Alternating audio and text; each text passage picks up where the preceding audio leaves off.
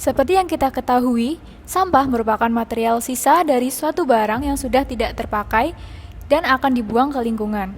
Menurut Kementerian Lingkungan Hidup dan Kehutanan, produksi sampah di Indonesia tiap harinya mencapai 175.000 ton dan setiap penduduk Indonesia menyumbang sampah kurang lebih 0,7 kg per hari. Hal ini mengakibatkan timbunan sampah semakin menumpuk dan akan menjadi sebuah permasalahan apabila tidak dikelola dengan baik. Begitu pula yang terjadi di Provinsi Daerah Istimewa Yogyakarta. Pada hakikatnya, wilayah Yogyakarta memiliki 3 TPA, di antaranya TPA Banyuroto, TPA Wukirsari, dan TPST Piyungan yang menjadi tujuan akhir sampah dari Kota Yogyakarta, Kabupaten Sleman, dan Kabupaten Bantul. Di antara 3 TPA tersebut, yang sering terjadi perhatian khusus yaitu TPST Piyungan. TPST Piyungan merupakan tempat pembuangan sampah dengan sistem pengolahan sanitary landfill di mana sampah akan ditimbun dengan tanah dan dilakukan terus-menerus selama berhari-hari. TPST ini telah berdiri sejak tahun 1995 serta mulai beroperasi pada tahun 1996. Luas lahan dari TPST ini yaitu sebesar 12,5 hektar dengan kapasitas volume sampah sebesar 2,7 juta meter kubik. Letak TPST Piyungan berada di Dusun Ngablak dan Watu Gender, Desa Sitimulyo, Kecamatan Piyungan. Kecamatan Piyungan merupakan salah satu kecamatan yang terletak di Kabupaten Bantul dengan luas wilayah sebesar 3.255 hektar. Wilayah ini merupakan dataran rendah dengan ketinggian 80 meter di atas permukaan laut dengan suhu udara sekitar 23-32 derajat Celcius. Akhir-akhir ini, TPST Piyungan kembali menjadi perhatian khusus.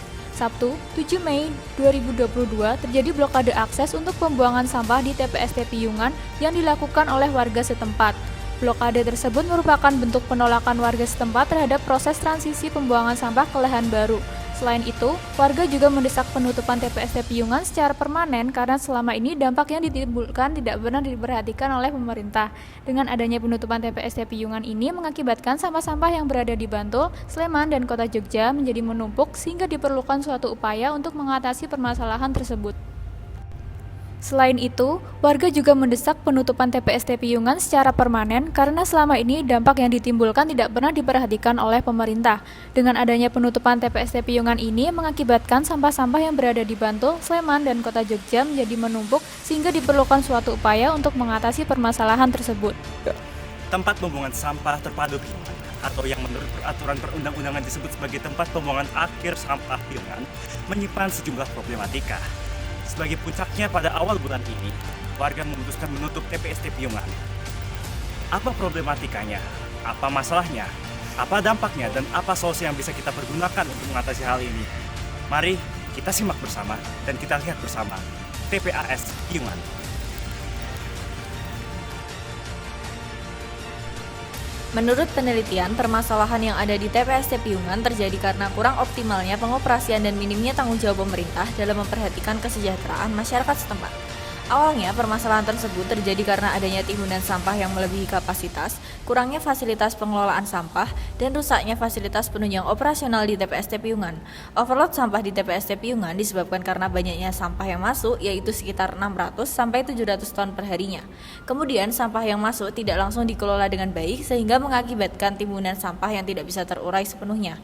Meskipun ditopang oleh bank sampah yang jumlahnya kurang lebih 700 unit, tetap saja timbunan sampah melebihi kapasitas. Selain itu, adanya regulasi ASN mengenai pengumpulan sampah sebanyak 2,5 kilo per bulan juga dianggap kurang efektif karena jangkauannya yang terlampau sempit dan berlaku di satu wilayah saja.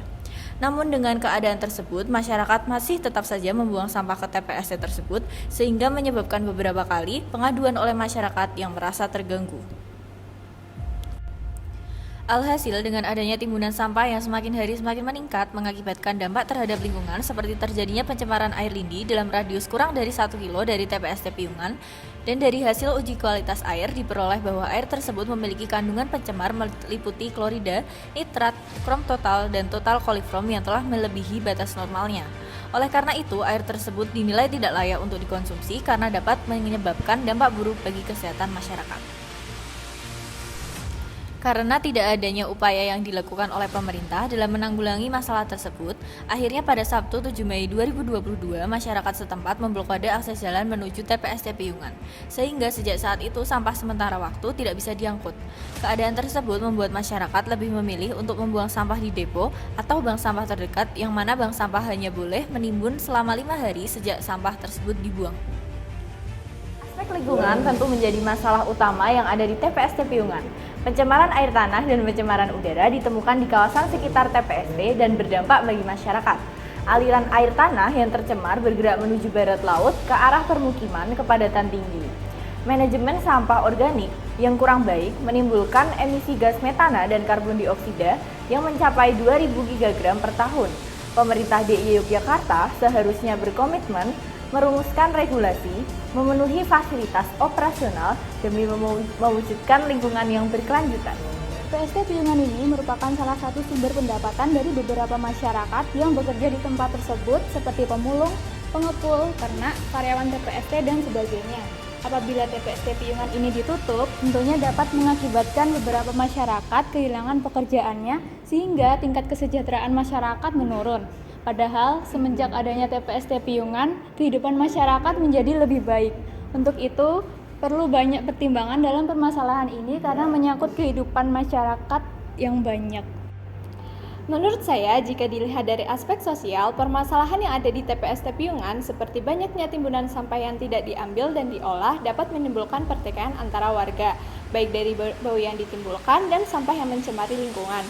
Sebagai warga setempat, pasti merasa terganggu dengan adanya keadaan tersebut, sehingga alangkah baiknya warga setempat saling memahami dan mengambil suatu keputusan bersama untuk menyelesaikan permasalahan yang ada di TPST Piungan. Lantas apa yang sebaiknya dilakukan? Pertama, penerapan kebijakan pengelolaan sampah yang tegas dari hulu ke hilir dengan menerapkan waste management yang baik dan konsisten.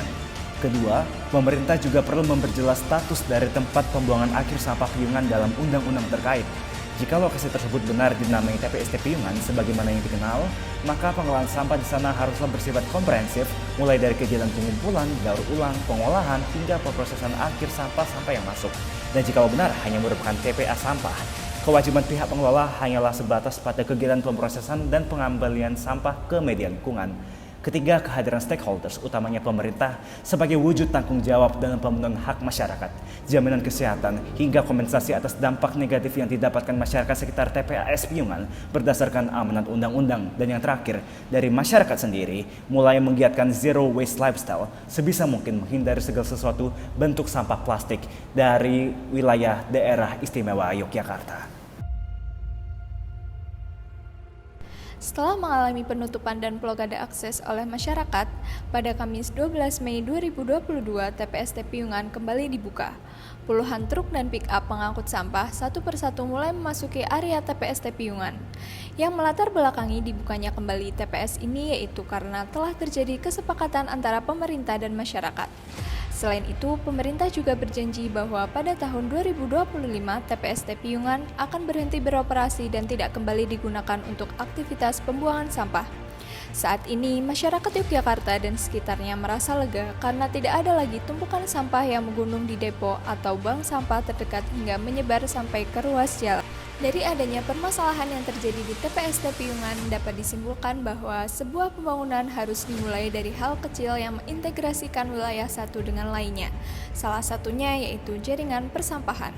Apabila hal kecil tersebut tidak disusun dan dikelola dengan baik, maka dalam jangka waktu ke depan pasti akan menimbulkan permasalahan-permasalahan baru yang bisa menghambat pembangunan perkotaan. Dan pertanyaannya sekarang adalah, mau dibawa kemana TPAS Piungan?